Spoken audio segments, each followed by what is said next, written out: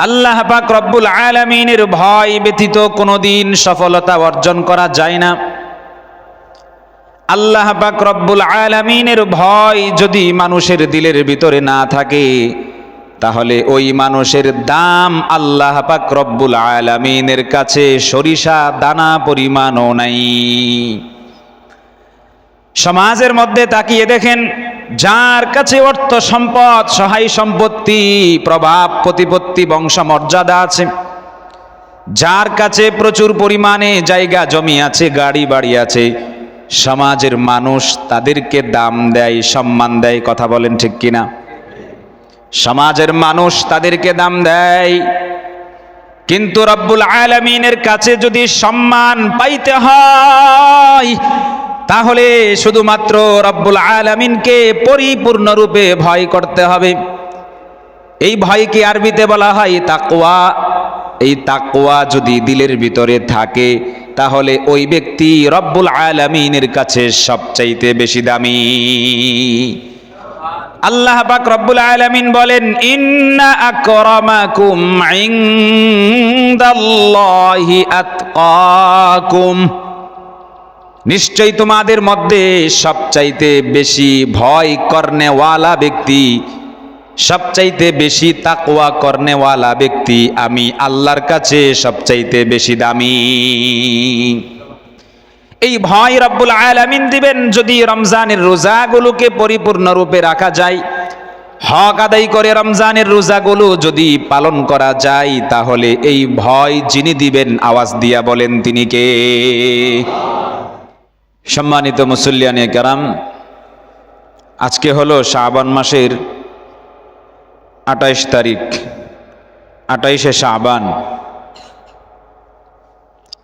আল্লাহ পাক রব্বুল আলামিন আমাদেরকে পরপর দুইটা বড় বড় নিয়ামত দিয়েছিলেন। একটা ছিল রজব মাস, বরকতময় মাস। এরপরে দিয়েছেন শাবান মাস, বরকতময় মাস, যে মাস দুইটাতে আল্লাহর নবী অধিক পরিমাণে ইবাদত বন্দিগি, নামাজ রোজা অধিক পরিমাণে করতেন।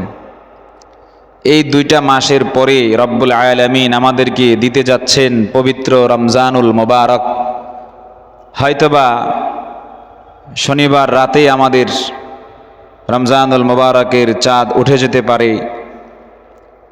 আগামীকাল রাতে হয়তোবা তারাবি পড়া লাগতে পারে। আল্লাহ পাক রব্বুল আলামিন যদি আমাদেরকে রমজান দিয়ে দেন, আমরা সকলেই রমজানের সবগুলো হুকুম আহকাম বিষয় যথাযথভাবে পালন করার জন্য চেষ্টা করব তো ইনশাআল্লাহ। রমজান মাসের সবচাইতে গুরুত্বপূর্ণ আমল দুইটা। এমনি যে আমলগুলো আমরা করি, এগুলো তো সবসময় করতে হবে। 5 ওয়াক্ত নামাজ এখন যেভাবে পড়ব, রমজানেও সেভাবে পড়তে হবে কিনা বলেন? কিন্তু বিশেষ দুইটা আমল রমজানে আমাদের করা লাগে। একটা হলো দিনের বেলায় রোজা রাখা, আর একটা হলো রাতের বেলায় নামাজ আদায় করা, তারাবির নামাজ পড়া। হাদিসের মধ্যে এই কথাই বলা হয়েছে, মান সামা রমাদানা ঈমানাও ওয়া ইহতিসাবা, মান কামা রমাদানা ঈমানাও ওয়া ইহতিসাবা। যে ব্যক্তি ঈমানের সাথে সওয়াবের আশায়, দুইটা কথা হাদিসের মধ্যে এসেছে, ঈমান থাকা লাগবে, সওয়াবের আশা থাকা লাগবে। ঈমানের সাথে সওয়াবের আশায় রমজানের দিনের বেলায় রোজা রাখবে, রাতের বেলায় তারাবির নামাজ যারা পড়বে, আল্লাহ তাআলা তাদের অতীত জিন্দেগির সর্বপ্রকারের গুনাহ মাফ করে দিবেন। রমজানের রোজা আমরা রাখবো তো ইনশাআল্লাহ। রোজা রাখলে রোজা আমাদেরকে কি কি ফজিলত এবং উপকার দিবে, এগুলো সম্পর্কে আমরা সামান্য আলোচনা করেছিলাম। রোজা আপনি রাখবেন, আল্লাহ তাআলা আপনাকে অটোমেটিক একটা বড় নিয়ামত দান করবেন। সেই নিয়ামতটা হলো আল্লাহ তাআলা কুদরতিভাবে রোজার বরকতে আপনার দিলের ভিতরে আল্লাহর ভয় প্রচুর পরিমাণে ঢেলে দিবেন। আল্লাহর ভয় আল্লাহ তাআলা আপনার অন্তরের ভিতরে দিয়া দিবেন। সূরাতুল বাকারার 183 নম্বর আয়াতের মধ্যে রোজা কেন রাখতে হবে এই কথা রব্বুল আলামিন বলছেন, ইয়া আইয়ুহাল্লাযীনা আমানু কুতিবা আলাইকুমুস সিয়াম কামা কুতিবা আলাল্লাযীনা মিন ক্বাবলিকুম লাআল্লাকুম তাত্তাকুন। আল্লাহ পাক রব্বুল আলামিন বলেন, হে ইমানদারের দল, তোমাদের উপরে রমজানের রোজাগুলোকে ফরজ করা হয়েছে যেমনভাবে রোজাগুলো ফরজ করা হয়েছিল তোমাদের পূর্ববর্তী সকল উম্মতের উপর। রমজানের রোজাগুলো ফরজ করা হয়েছে, রোজা তোমরা রাখবা। কেন রাখবা? রব্বুল আলামিন বলছেন রোজা কেন রাখতে হবে? লাআল্লাকুম তাত্তাকুন। রোজা রাখার মাধ্যমে আল্লাহ পাক রব্বুল আলামিনের ভয় তোমাদের দিলের ভিতরে চলে আসবে। আল্লাহ পাক রব্বুল আলামিনের ভয় ব্যতীত কোনোদিন সফলতা অর্জন করা যায় না। আল্লাহ পাক রব্বুল আলামিনের ভয় যদি মানুষের দিলের ভিতরে না থাকে, তাহলে ওই মানুষের দাম আল্লাহ পাক রব্বুল আলামিনের কাছে সরিষা দানা পরিমাণও নাই। সমাজের মধ্যে তাকিয়ে দেখেন, যার কাছে অর্থ সম্পদ, সহায় সম্পত্তি, প্রভাব প্রতিপত্তি, বংশমর্যাদা আছে, যার কাছে প্রচুর পরিমাণে জায়গা জমি আছে, গাড়ি বাড়ি আছে, সমাজের মানুষ তাদেরকে দাম দেয়, সম্মান দেয়। কথা বলেন ঠিক কিনা? সমাজের মানুষ তাদেরকে দাম দেয়। কিন্তু রব্বুল আলামিনের কাছে যদি সম্মান পাইতে হয়, তাহলে শুধুমাত্র রব্বুল আলামিনকে পরিপূর্ণরূপে ভয় করতে হবে। এই ভয়কে আরবিতে বলা হয় তাকওয়া। এই তাকওয়া যদি দিলের ভিতরে থাকে, তাহলে ওই ব্যক্তি রব্বুল আলামিনের কাছে সবচাইতে বেশি দামি। আল্লাহ পাক রব্বুল আলামিন বলেন, ইন্না আকরামাকুম ইনদাল্লাহি আতকাকুম।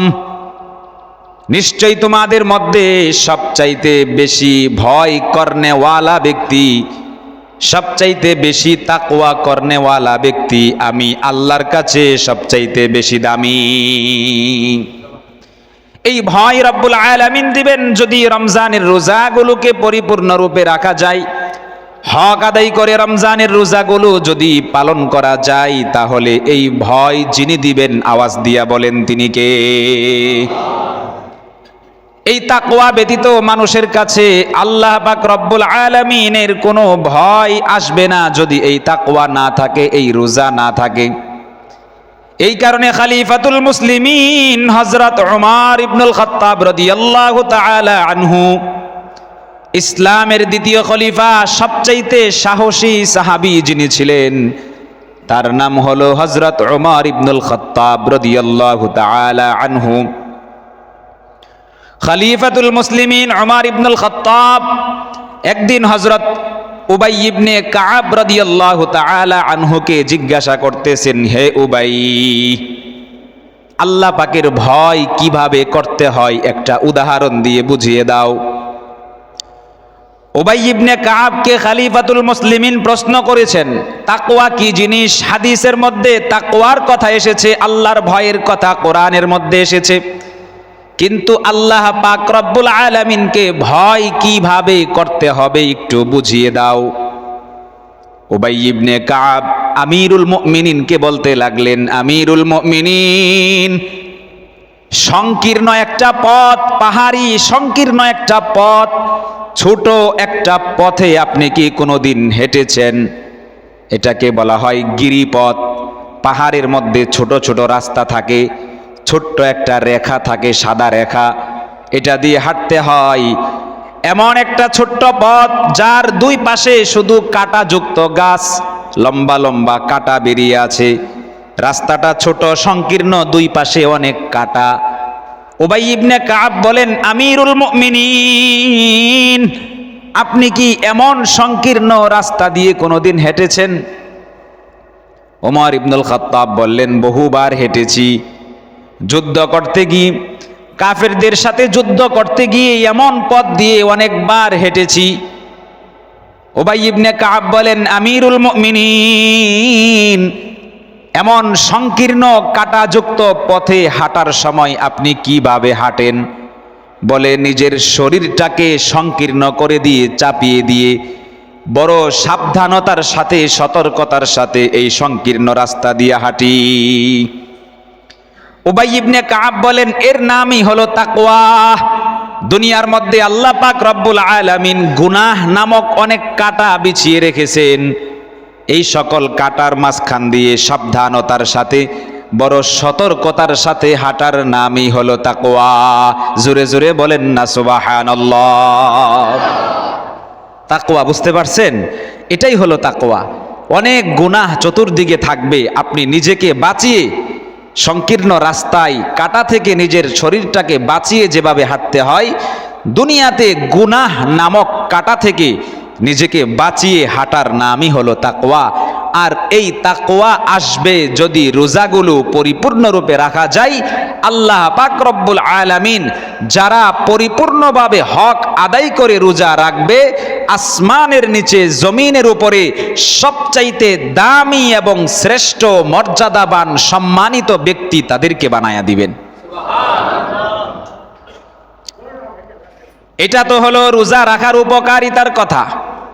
রোজা রাখলে রব্বুল আলামিন অনেক অনেক উপকার একজন রোজাদার বান্দাকে রব্বুল আলামিন দান করবেন।